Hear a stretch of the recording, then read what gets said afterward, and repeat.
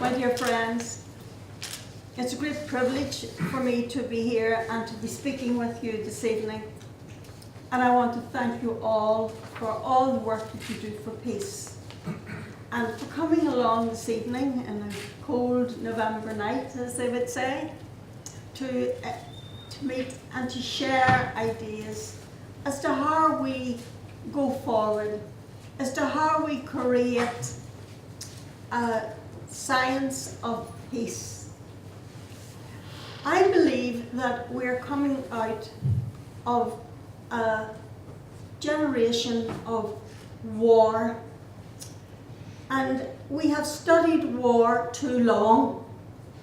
We have put our best resources, our best minds into how we train our young generation, and this is in every country, to kill. And you know, when we begin to think that through, we have to say to ourselves, surely there's another way. Surely we are better than this. Surely as we move into the next century, we can find alternatives. You know, I always think in the great revolutions like the Industrial Revolution, people had imagination, they had creativity, they had courage, and they said, things are changing and we too must change. And I do believe we are on the cusp of a tremendous change in human thinking. Einstein once said, everything has changed but our thinking. And how true he was there. We must change the attitude, change the thinking, and do things in a better way. And that's why moving from a culture of war and militarism to a culture and a science of global peace based on respect for each other, respect for creation, and doing things in harmony. Do you know, when you think of it, we grew up in families and we're taught in our families to love each other, to love your enemies, to forgive, and to move forward in reconciliation. I learned that. My father told us as a child, never let the dawn go down on your anger. Always say you're sorry and move on. So the importance of saying, look, we all are mistake people. I'm sorry. Forgive me. And forgiving yourself above all and moving on is something we have to cultivate in our communities, in our families, in our world today, because we've all made mistakes. We've all hurt each other. We are mistake people.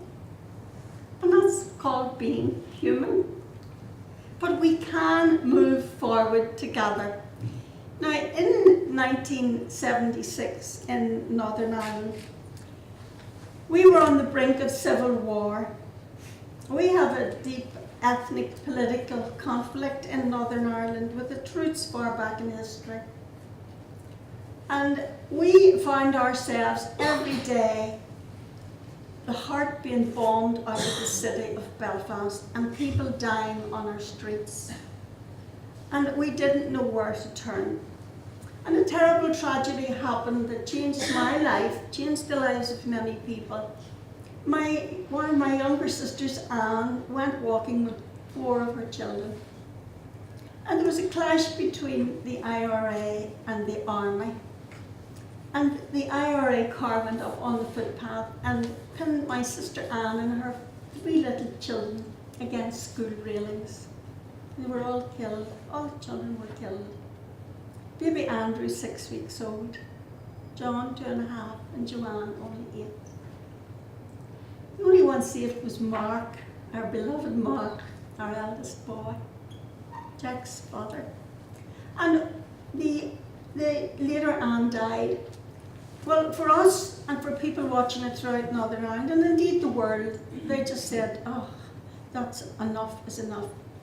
But when people came out onto the streets, we called people to the streets. We said, look, We have to do something here.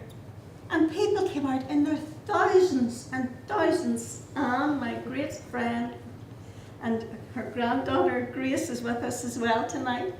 But when we came out on the streets of Belfast, we had a simple message for the world.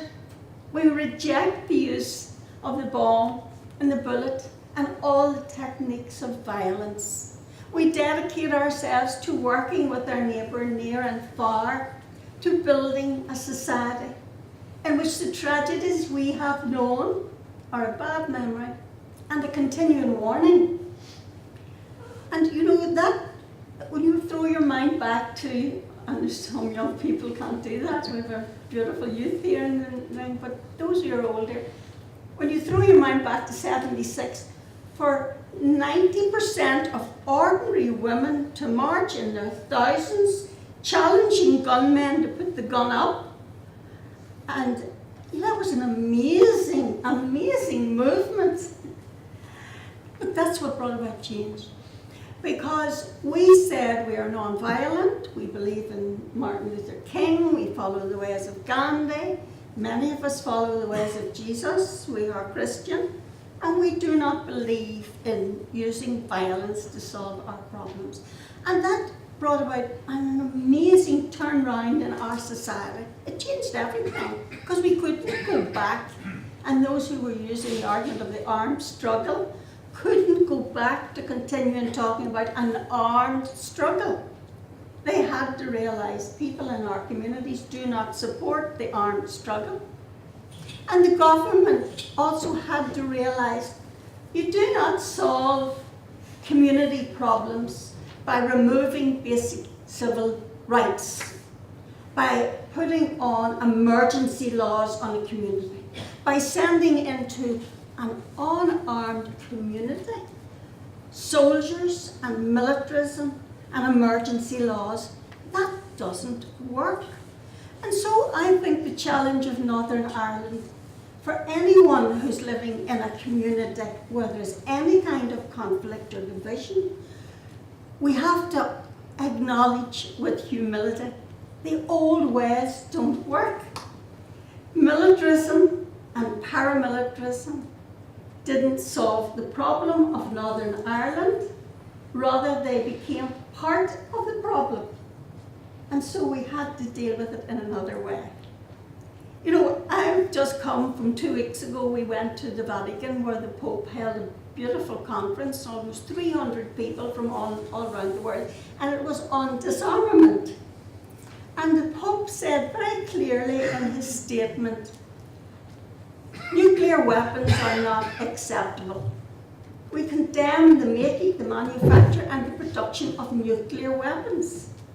And at the United Nations, just a few months ago, 123 countries agreed nuclear weapons are no use to us, we want a treaty that bans them totally. Now, isn't that wonderful?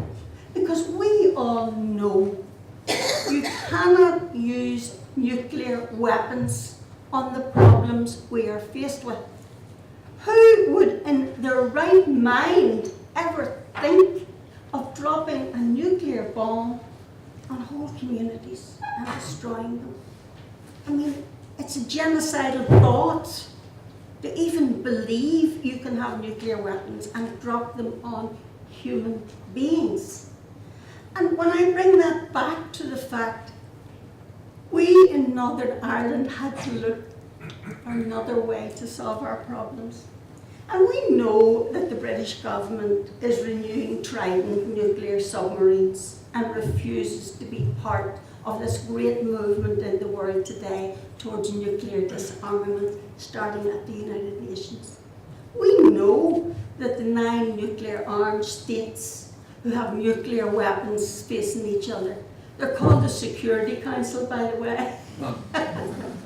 The irony is, the Security Council are the most weaponized and militarized people in the world at the United Nations. That's how crazy we are. The world's insane, you know. The world's insane. When you think through the logic of it, you've got to say, this is insanity with a capital S.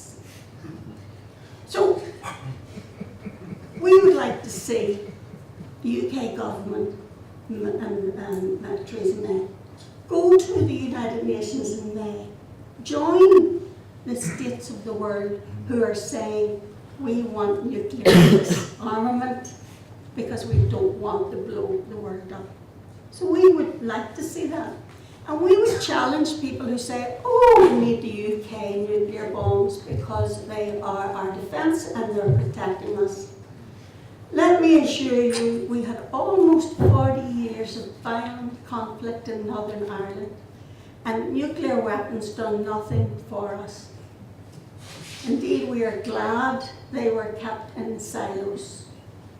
And let me also say to you that we had 40 years of violent ethnic conflict in our streets with armed gunmen and soldiers. And the American government, the UK, the American government and the NATO forces did not bomb our streets, thanks be to God. But who they did bomb, and we should hang our heads in shame when we think about it. We have, most of us witnessed on our television, US and NATO bombing Iraq, Afghanistan, Libya, going for Syria. Need I go on?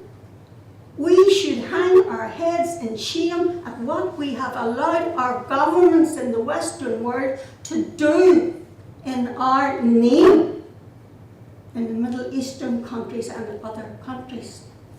We have got to take a firm stand, as we had to in Northern Ireland against gunmen who put us out of our homes, destroyed our cars and sent us death letters. It was not easy to stand up and say, no, no, you will not tell me how to lead my life and destroy other lives around us for your political dreams. Work for your political dreams, but do not kill our community. You have no authority to do that. And I think looking at it on a wider base, we, in trying to envisage a new world, a new community, a human family, because that's what we're trying to do.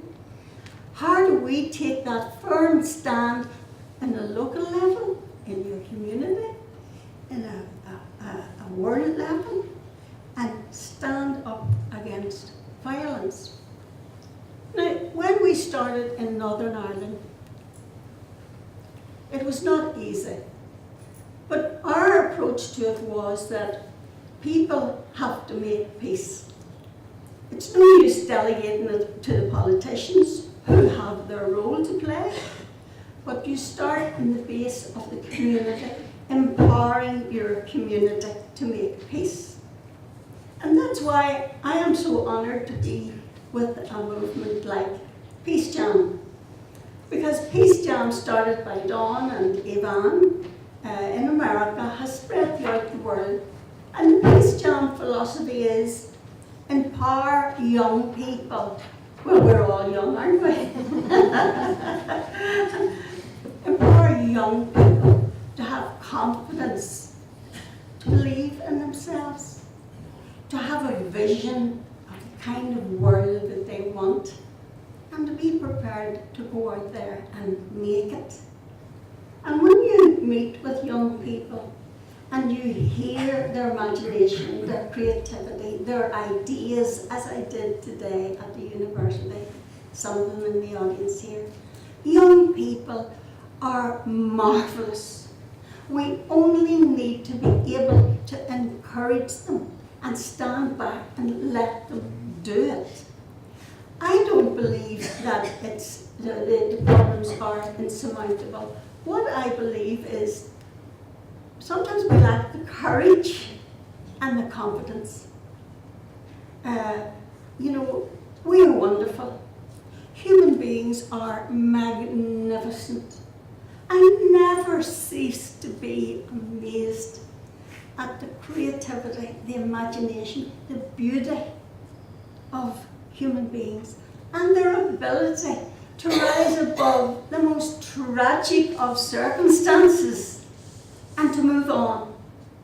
So helping build confidence in yourself Sometimes people say, oh, I'm nervous and I'm young and I don't know everything. Well, let me say, don't wait to know everything, because then you'll do nothing. You know, have the humility to recognise we actually, in comparison to the magnificent world we live in, the cosmos, the universe, it's quite incredible. And in comparison to all that is to be known, we know that much. We know nothing individually. We might be good at being a good doctor, or a good engineer, or a good mechanic, a good farmer.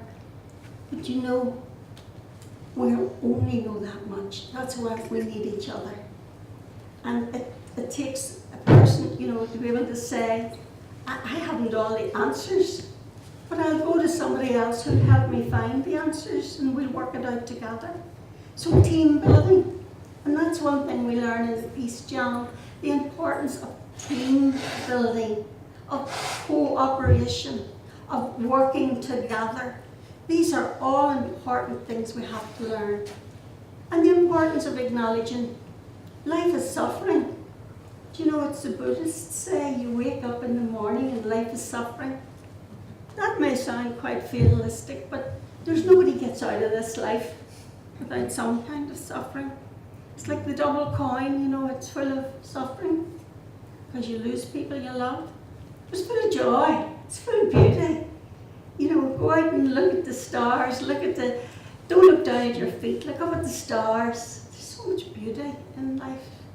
And that's why we need the arts, creativity of the arts, the music. Look tonight at the children singing and aren't they just gorgeous? And you can go to any part of the world and you'll find the children singing. You know, we went 2 years ago to North Korea, 30 women from all around the world. We went from Beijing to Pyongyang, and we spoke at the university there, and we listened to the people in North Korea tell the stories of how North Korea suffered. We don't hear those stories in the West.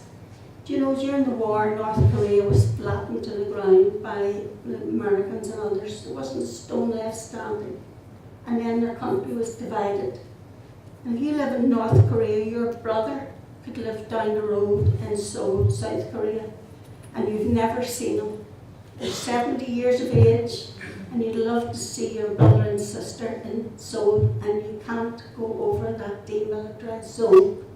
Never. And if you live in Seoul, you can't go up to North Korea because the country has been blocked and divided. North Koreans never got a peace treaty. They got an amnesty. They're living in limbo because they've never been able to move the forces involved, the powers that be, to sit down at a negotiating table to find a solution and to allow the North and South Korean people to come together as a family. They all speak the same language, the Korean people. So North Korean can be solved if there was a political will to do it. So we worked with thousands and thousands and thousands of North Korean women who were calling for peace. And we went down to South Korea and we worked with thousands of people who were calling for peace. So there is always the possibility, and we have to have the imagination to challenge the political powers to move on finding the peace solution. And I think that's our work in building the peace movement around the world, wherever you work. Build the peace movement and make the links. And don't allow yourself to fall into the traps of the government set of demonization of our brothers and sisters wherever they live. And we must be very, very careful, because we live in a world where we can be manipulated into believing that there is a most awful dictatorial person in this country, and if we take that person out, we'll solve the problem.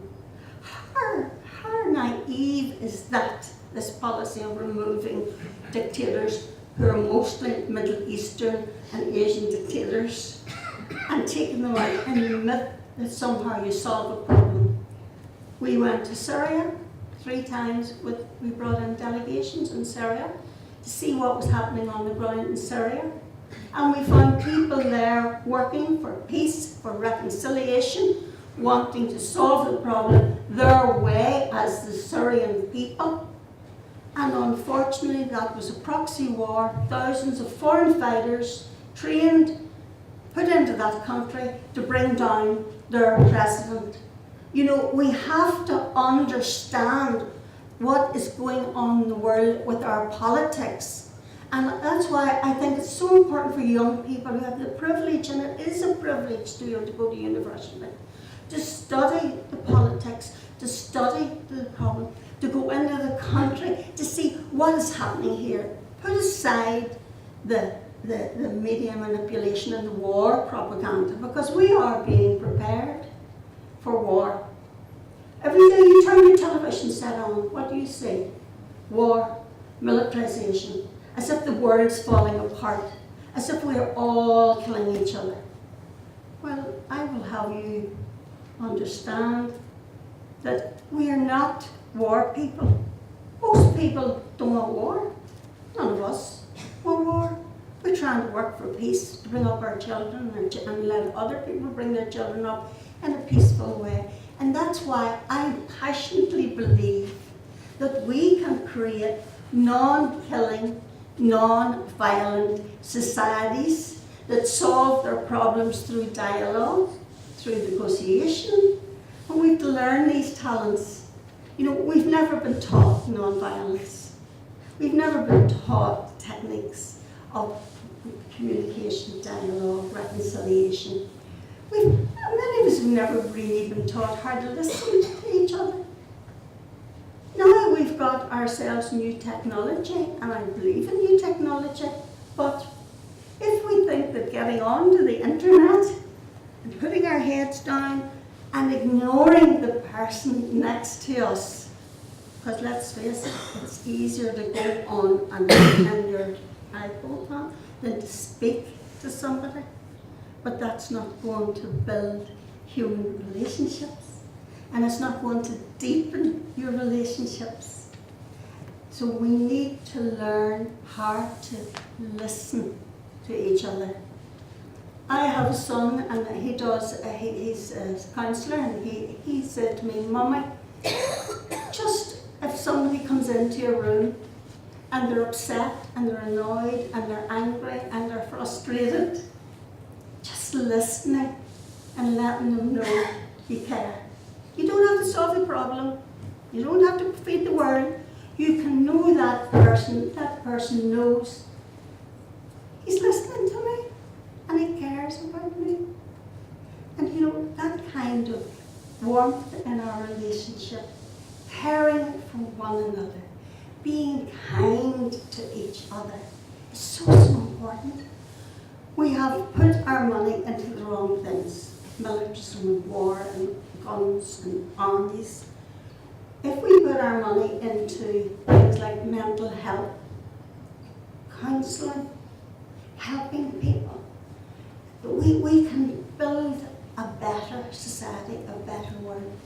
And in tough times, the things I have found have saved me and made life fun and joyous and happy and great to be alive, have been deepening my relationships, making time for my relationships.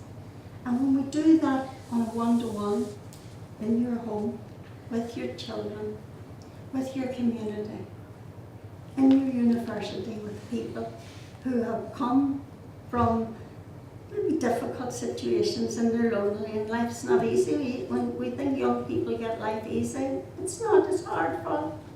Life is suffering, and for kids, it's tough. They live in a tough world.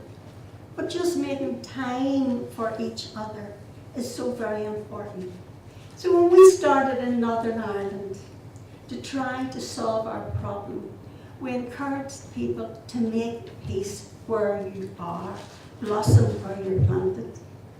Oh, it's great if later you're called to go out and be in these countries. Wonderful. But when you're in a community, be present. You know, the Dalai Lama always says kindness is his greatest fruit, and I think that's true, because if you're present in the community, in the moment, that's very important. Don't get stuck in the past. You know, we've all got our problems, but don't bring it all into everybody's life. You know, lay your burden down, move on. Because if we get stuck in our past, we destroy our imagination, our creativity, our ability to think in a whole new way. And if we go rush into the future, well, who knows what the future holds. Something magnificent. You know, when we listen to some of the scientists and the things that they're planning to do, it's just wonderful that we have these brilliant brains. But we need the brilliant brains too, sometimes to come in with the spiritual community, because, you know, we need the head and the heart. We have divorced the head and the heart. You know, our brilliant scientists often thought out of the head and produced nuclear weapons. Even killer robots are coming up now. But when they bring the heart into that and balance it, because we should be balanced people, then we will produce things that are good, creative, and that serve humanity. So we need both. So in Northern Ireland, we encourage people, get involved in your community, do what you can, integrate the community because it is divided, work together. And one of the projects, young people now at one of the schools, they came up and they said, well, we want to start a movement called Better Together, because wonderfully now we're having more ethnic communities, minority communities coming. Tragically for the refugees, they've left their own countries, often under very, very difficult situations. But now they're part of our community and they will enrich our community. Refugees, asylum seekers, they're not burdens. They're people coming out of their own communities and they're coming into another community and they bring with them great riches, great benefits to that community, and we must work together. So the students come up with the idea, let's have a movement called Better Together. It doesn't matter whether you're religion, no religion, where you're from, what your politics are, we're better together. And the kids meet every week and they play table tennis, because table tennis is something they can all share. No, well, even I'm good at table tennis.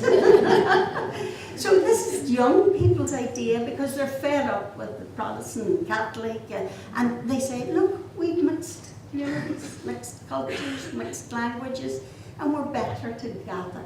So that kind of an attitude where we're moving forward with new thinking. Northern Ireland has got, it's buzzing. We really had more visitors there now in the last year or two than we had more visitors to the Titanic boat, which sank. What's the fascination with the Titanic, and it just sank?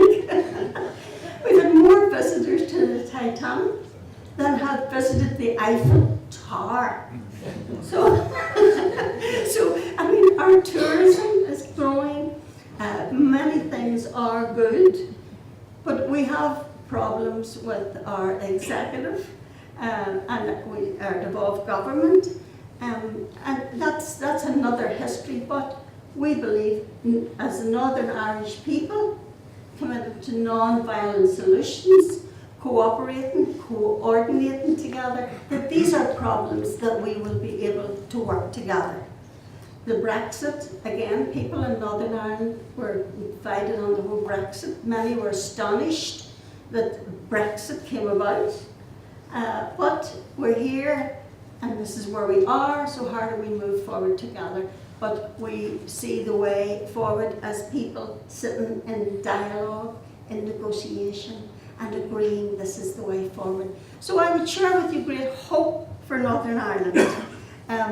I would also say to you that our model of Northern Ireland has been used in other countries. And I feel that's fair because, okay, we haven't solved all the problems, but we have totally rejected violence. And that is a wonderful shift in a mindset of a people, and that's a success. If I saw that success right across the world, I would be so excited because we have to reject violence. Violence is our great enemy. Violence never works. It doesn't work if it's domestic violence, if it's community violence, if it's violence between countries. It never works. And the alternative of non-killing, non-violence, we have to learn these things because we've never been taught them.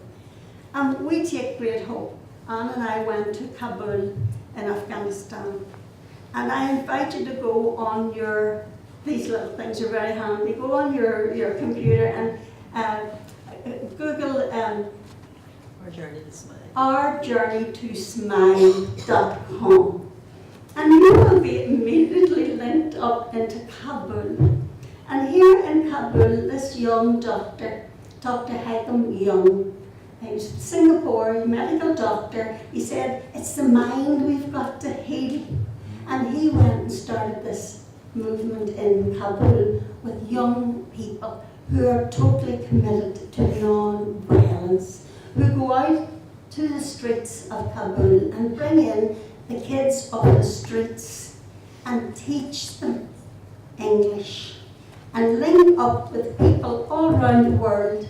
And all he would be asking of anyone who wants to support this is that you would give an hour or two of your time to go on Skype and teach basic English to street kids in Kabul.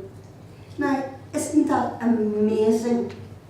Because that is how we change things and support things. And the women in there in Kabul, because it's there's tremendous suffering in Afghanistan. I mean, the biggest thing that could happen in Afghanistan is the American took their base out of it and let the Afghani people control their own lives, because that is very important. But in Kabul, the women come in and learn how to sew quilts and go out and give them to the poor. And we were there seeing the poor and line up in their hundreds to get a quilt so that when the winter came and it snowed, they'd have a quilt, because they die in the cold in the streets of Kabul during the winter. They're so poor. And one young woman said to us in the group, I'm 36 now. I've never had a happy day in my life. Our life is so hard. We've had so many wars and we're so poor. Now, that's shouldn't be like that. So we can help in situations and in ways, and indeed you are all doing that. So I just want to say, to keep our vision, and if we have a goal which is disarmament, ending wars and militarism, ending violence, if we share that as a vision, particularly the young people, then we will get there. Because if you don't have a vision, nothing's going to happen.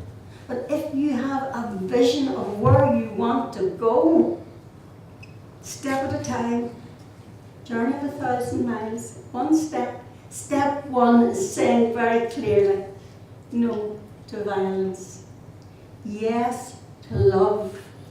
We can do this as a human family. So you've been very patient, and I want to thank you very much indeed, and especially for everything you do in your life to make life better for others is the way to peace. Thank you.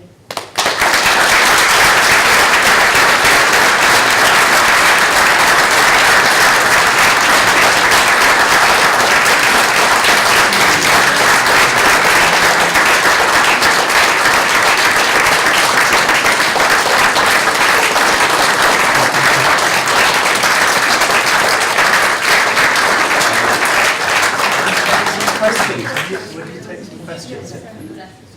Well, says she will take some questions. I think with her tonight, she got her Nobel Prize, I think, was it 1976? And the passion, the commitment that still shines out of you is an absolute inspiration. But I'm sure people might like to make a comment or ask you a question, if that's okay. We haven't got roving mics, but if you could perhaps stand up and speak clearly so we can all hear, that would be okay.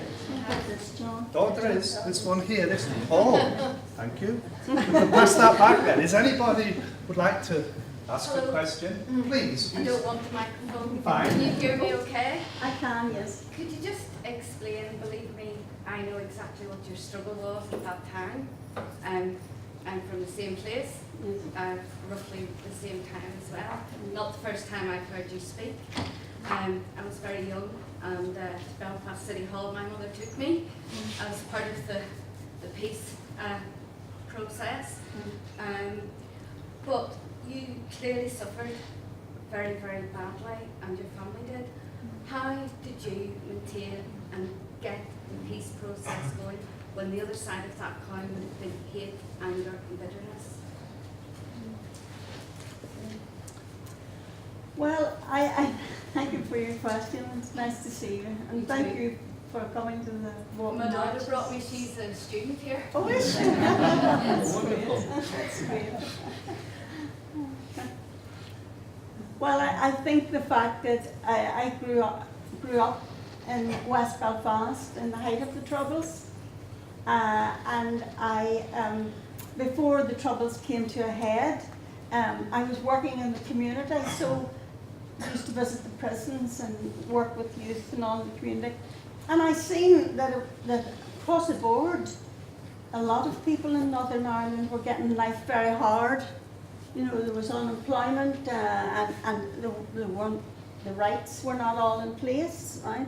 So there was a lot of reasons why the civil rights movement started, which was a great movement, and had it been left to progress, the civil rights movement, Martin Luther King inspiration, America, that would have worked. Do you know, when you get, and the whole process now is so interesting, because when you have a majoritarianism, as we had in Northern Ireland, with unionist rule, and a minority with no rights, when the minority begins to get educated and say, oh, I want these rights, then a government has to move and provide those rights. But unfortunately that didn't happen, because we didn't have the political leadership with the vision and the courage to say, okay, we'll give fair housing, fair employment, very basic. Civil rights were very basic. But unfortunately that didn't happen. Tragically, it would have saved us 30 years of horror. And then violence broke out. You got the armed struggle, you got the army coming in. So, and the violence just escalated. So I think I came out of a deep empathy for why people were angry, why people took guns, and why people went on the streets, and how the violence happened. And I think I almost came, you know, in a sense, it was nobody's fault and it was everybody's fault.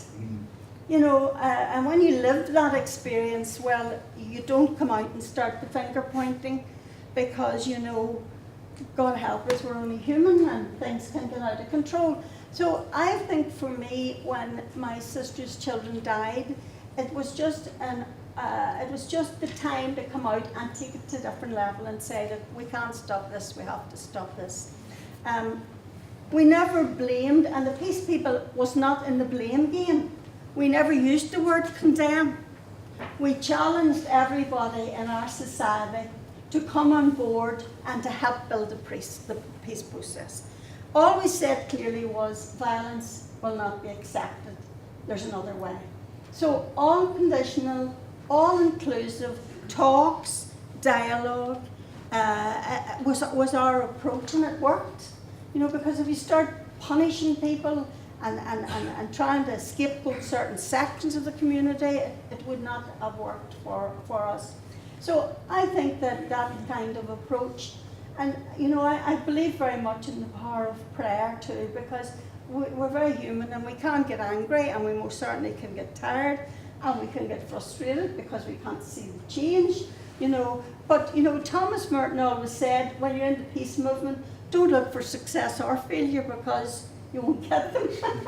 Just do what you know is the right thing to do out of your own conscience. And that was quite a guidance to me. Just follow your conscience and do what you think to be right, and keep on that process. So, but hate doesn't get you anywhere. And we were very lucky in Northern Ireland because a lot of people forgave. It took a great courage. Prisoners getting out, Mairead. What? The prisoners getting out. Oh, The amnesty yes, took, I think, great courage yes, yeah, for us, for the people. yes, it did. Do you want to speak No, to that, Anne? no, Because I just Anne worked with a lot Yeah, of prisoners. no, just that people will say, you know, well, in other countries that we go to, mostly in the other countries, they're at the very beginning of this awful situation that we were in Colombia, for example, at the moment is just beginning on their journey. And, you know, all our prisoners got out of jail and came on the streets and came back into life again, you know, into the life. And Northern Ireland's very small, so we knew who was who. Everybody knew who had killed, who had been a bomber, who had been a shooter. And that, I think, was the greatest thing that we did. Yeah, So, yeah. sorry about that, No, just thank you. if you hadn't remembered it. Yeah. That was the greatest thing we did, I think. It was one of the greatest things we did, was allowing that to happen. And it took a long time, and people were very angry and upset, but everybody accepted it. Yeah. Everybody has accepted that. That was the only way forward. Yes. Forgiveness in any peace process, indeed in any individual life, is very, very important. But I always remember my sister Anne, who after her children died was quite ill and then subsequently died. But she recovered for a short while, learning to walk again. And one of the first things she did, she went to visit the mother of Danny Lennon, the IRA man who'd been in the accident. And when I said to Anne, you know, Anne, why did you go to see Mrs. Lennon? And she said, because she too has lost a son. And you know, that's how far my sister was prepared to take the forgiveness side as part of it. So I think in peace processes, we need to learn to try to be forgiving, because it's the key to peace.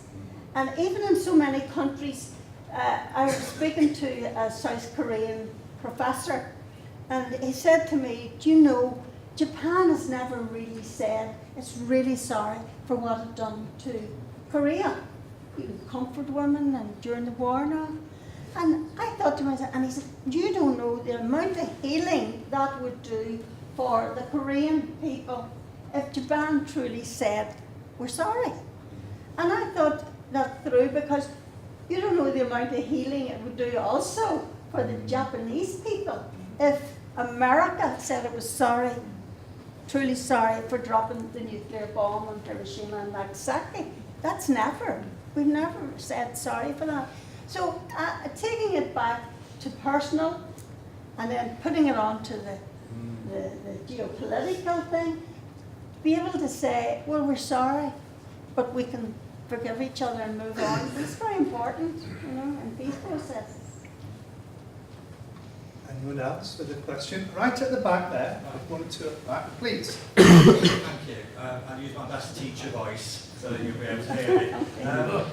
The diet of information that we've been given in this country prior to Tony Blair and his outbreak of peace in Northern Ireland led us to believe that it was never, ever going to happen. The atrocities just simply got worse. Can you enlighten us a little bit on what was really going on behind the peace process and this sudden a declaration by Tony Blair that it was all over now? I mean, it was quite mystifying to most of us in England. Yes. Well, you know, I have been very privileged to have a great friend who marched in the rallies with me, and we just toddle off around the world together now. We're great husbands. But I'm going to ask Anne to address that question. Anne Patterson. I'm sure you aren't. Well, Tony Blair was telling you what Tony Blair wanted you to hear, and I can go back to Maggie Thatcher before that. And Maggie Thatcher said, never, never, never will we talk to the terrorists. Will we talk to Sinn Féin? will we talk to UVF?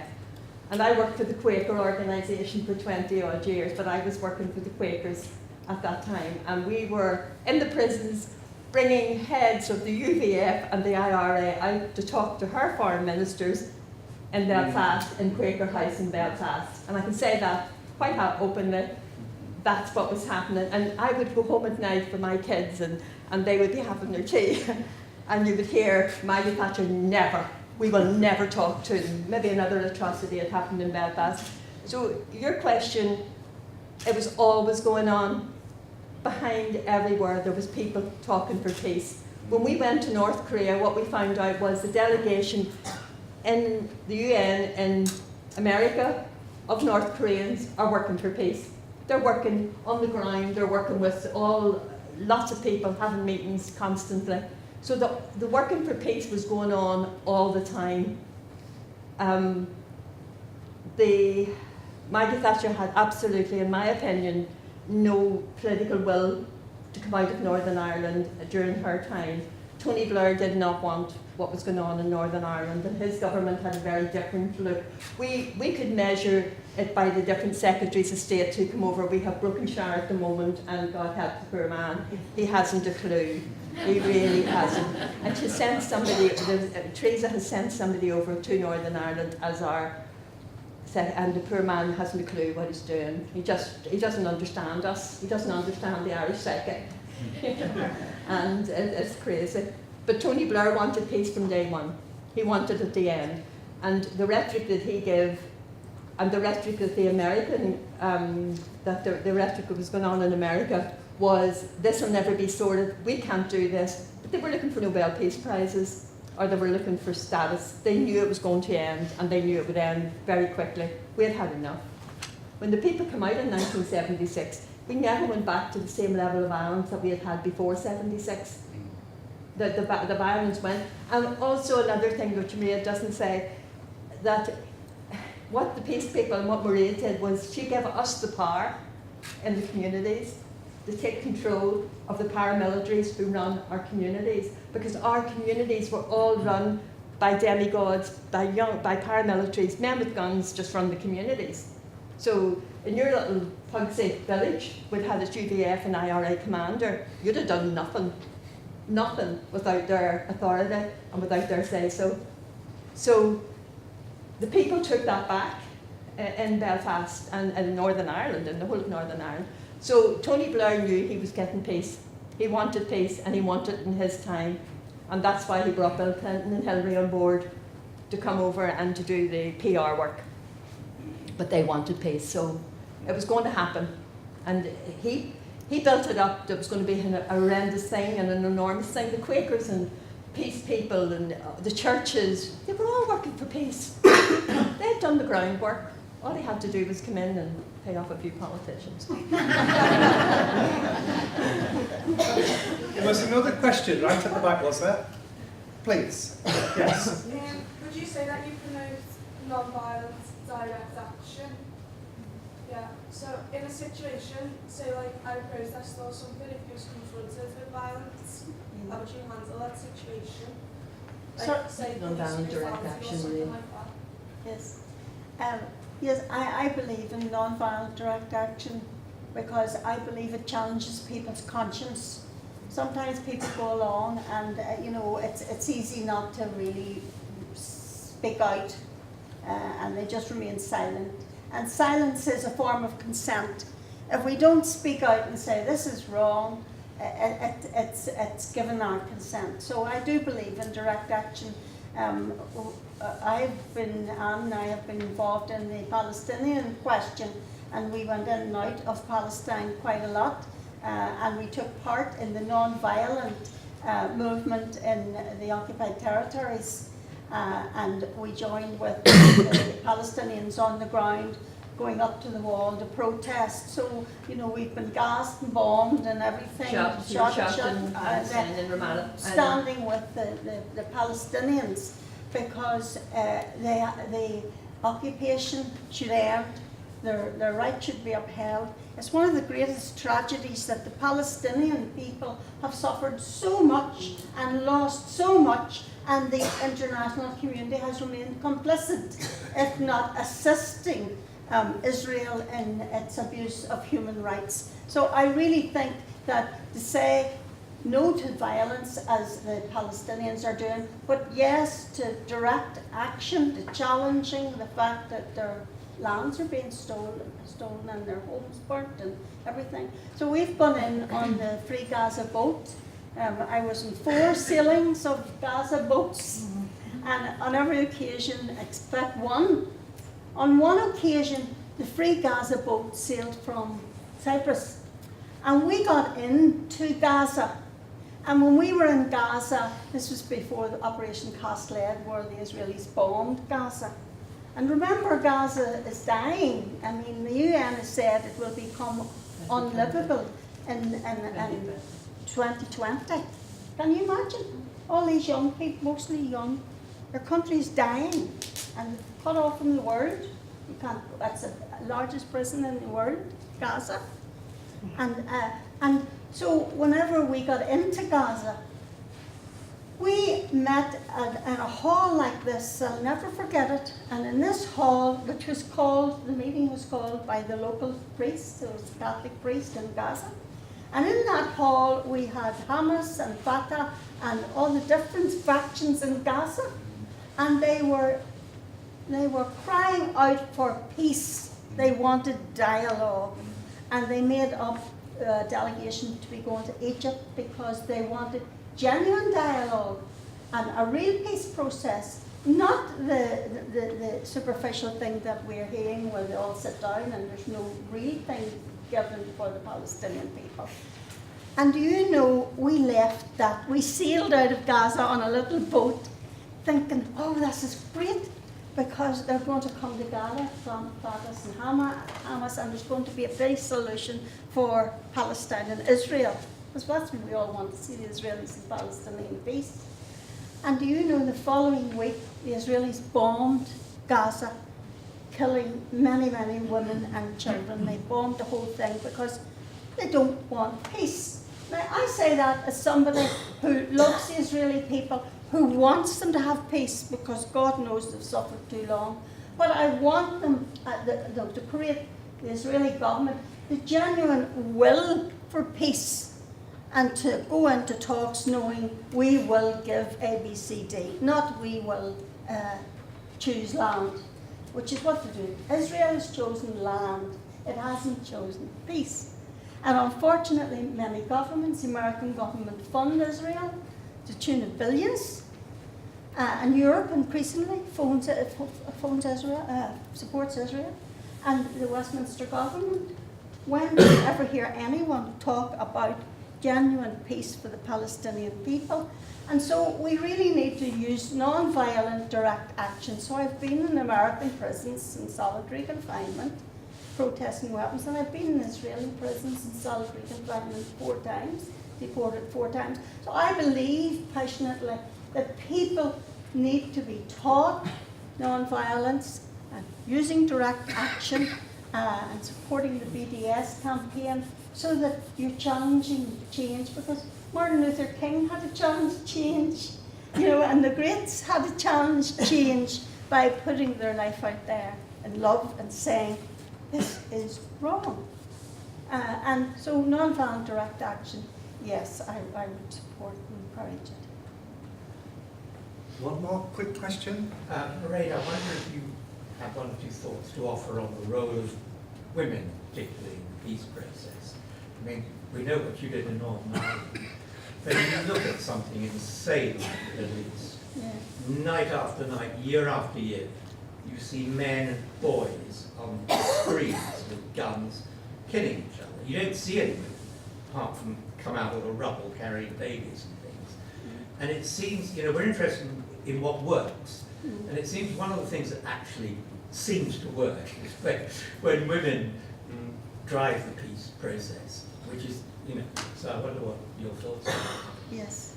Oh, I think we have seen great movements where women have driven the peace process. But Northern Ireland was 90% women and 76. And we work very closely, men and women. I do think men and women working together is very, very important. But where you can enable women, now we've seen that in the Middle East when we first went to Berlin to protest at the wall. Anne and myself were the two women at the front of with Dr. Barghouti and others in March. When we went back the next year, the lead in that non-violent protest was the Muslim women, young Muslim women that come out, got involved, and were there in the non-violent peace movement. So increasingly, women are taking up their roles. And I think the women in Northern Ireland was after the peace movement, the women's coalitions led by Dr. Monica Williams, they realised that there was no women going to be around the peace negotiating table. And they formed a women's coalition party, and they worked, and they were at the peace negotiating table. And they brought forward the issues that were not being brought forward by the men: prisoners' rights, women's rights, all of gender equality. That was all brought to the table through the women's coalition. And now we have increasingly more women in our political parties. So yes, I think that to encourage women in peace processes is very, very important. And there's a UN resolution to that effect that at any peace process, a certain percent of the people around the negotiating table have to be women. So coming a long way. 1325. Resolution 1325 actually says that at every peace process there has to be a certain percent of women voices around the table, which is very important.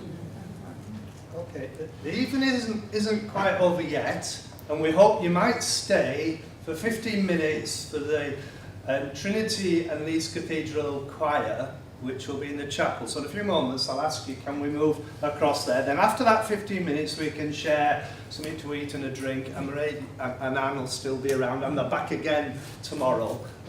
I just want to say at this stage a word of thanks to both of them, but also to comment on this afternoon, because we had I'm going to say the privilege really of listening to the young people.